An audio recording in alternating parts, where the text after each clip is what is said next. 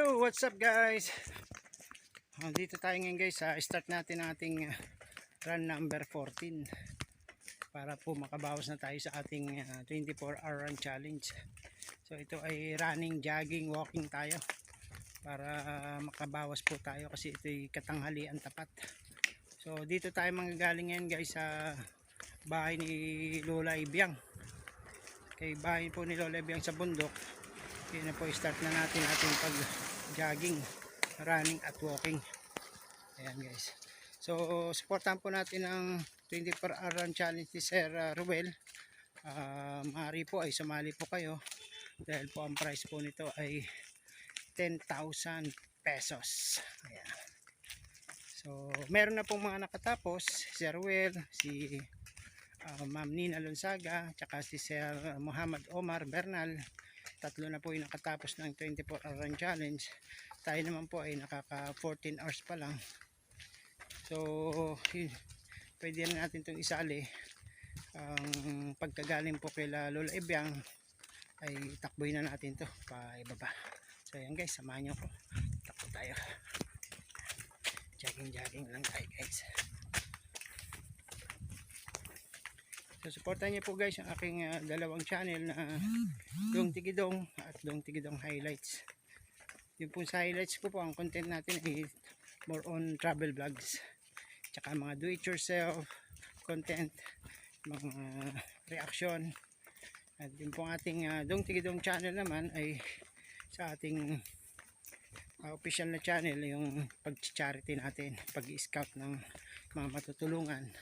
Diyan po tayo nag-upload. Pati po itong support natin kay Sir Ruel na 24-hour run challenge. So tuloy-tuloy lang guys, naka-Strava tayo ngayon. Diyan natin makita kung how many miles, how many kilometers ang distance natin from house to Lola Ibiang. Guys, samahan niyo ko guys.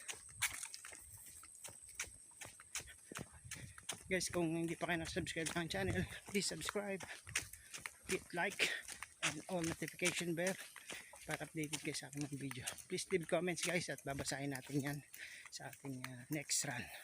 Ayan. Sana po matapos na natin agad yan. So yung ating mga tips bago tayo tumakbo, yung mag-stretching na muna para yung ating mga joints ay hindi agad mapuwersa sa pagtakbo. So kumbaga sa makina ng sasakyan, paiinitin muna.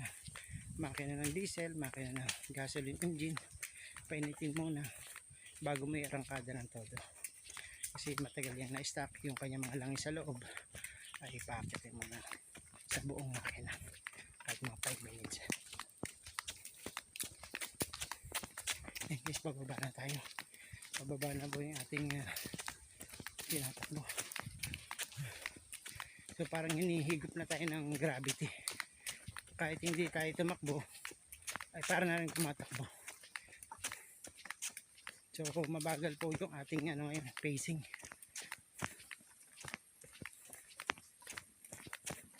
Okay, pababa na yun guys. Itas na po yung pinanggalingan natin. Kanina guys, may nakita tayo doon na na saging na hinog, dalawa.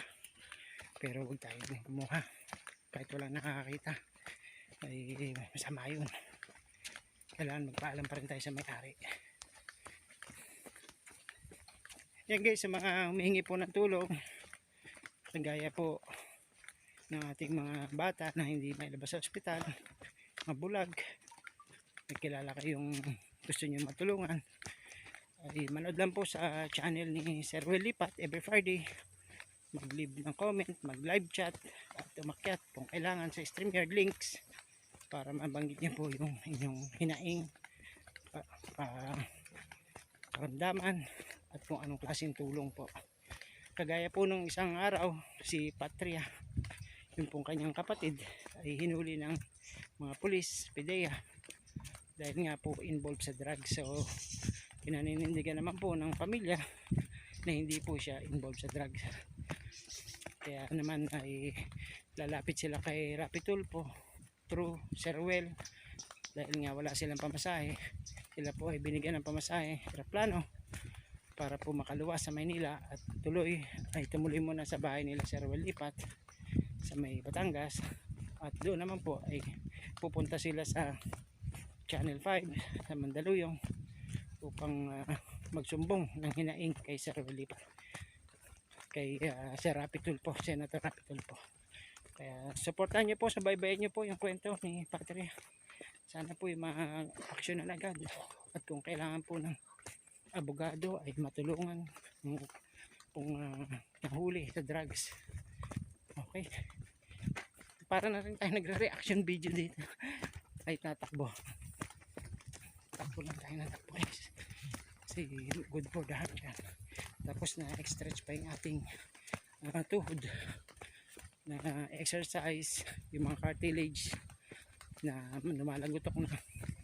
Diyan huwag po kalimutan sa pagkain para po madagdagan yung mga fluid sa ating mga joints, knees, ay mga okra, yung pong madudulas na pagkain, okra, saluyot, yung pong kainin nyo, talong, yun, may mga madulas, yun po pinapayo ng ating mga doktor.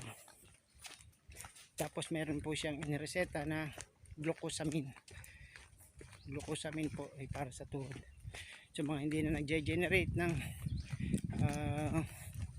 soft fluid sa tuhod, at kaya nagkakaroon ng problema, pamamaga, nagkakaroon ng mataas na uric, rheumatism, ay yun po yung problema. Kaya binigyan po tayo, si mama nga po ay binigyan ng reseta na glucosamine.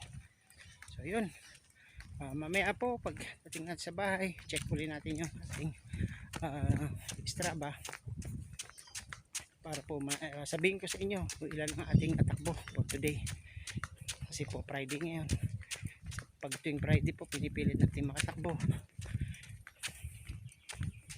Yung nakarang Friday po hindi po ako nakatakbo, gawa si mama po ay pina-check up natin sa hospital doon sa Naga City. Yan. After 1 hour guys, dito na tayo finally sa Patag. Pinabahay sa Naga. So mamaya po pagdating natin ng bahay natin, isabi ko sa inyo ating Strava, wait lang po yung ating distance at oras na takbo. Sa ngayon ay nasa 1 hour na ang ating oras.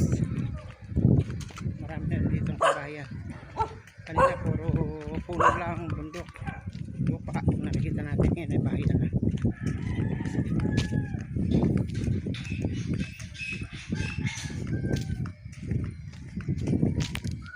So bukas guys, tuloy natin yung paggawa ng bahay. So dapat madaanan natin yung may-ari ng caretaker. Isang pagka-forma nito, ang TMX pa. Naka ano no, type-proof na ano, ang ganda ng motor desk nila, TMX 155, pero dinevelop na lahat.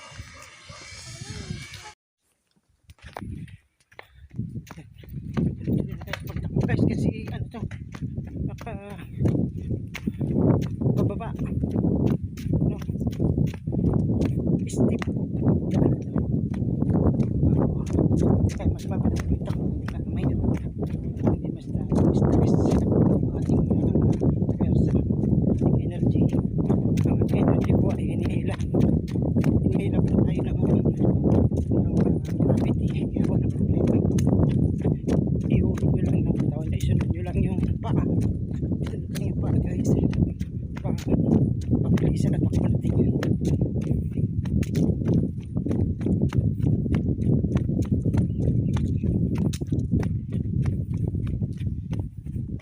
Parang aring ano to, advisable sa tumatakbo, mag-umpisa tayo sa pataas, mag-end tayo sa pababa, sa patag, kasi mabilis yung pagtakbo natin pag pababa. Hubog mo lang yung katawan, ang bilis oh.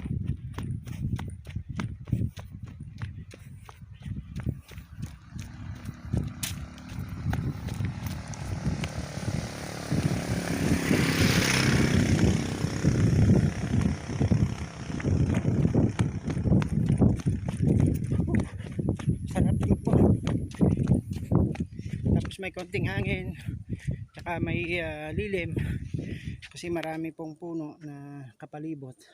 Kita niyo yan guys, oh. Parang bangin, oh.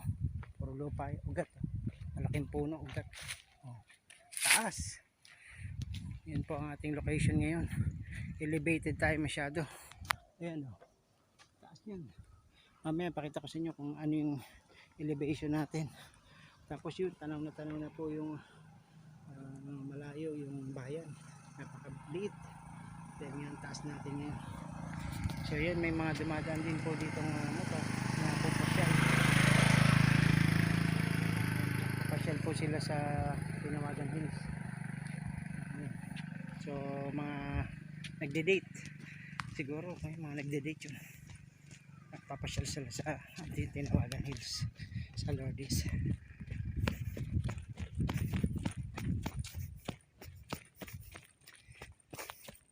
So ito lang po guys, run number 14.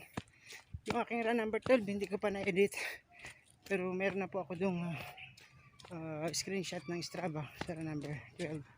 Ito po ay run number 14. So tama lang po ito, merong mga signages na slow down,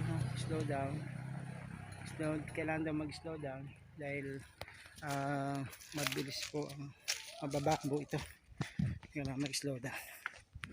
Okay, ito na po tayo ngayon guys. Medyo pasambasa po tayo sa pawis. Jogging, walking, running, pinagsama-sama na natin dito sa ating 24-hour run challenge. So galing po kay Lola Ibiang, yan pala ay nasa 12.82 miles.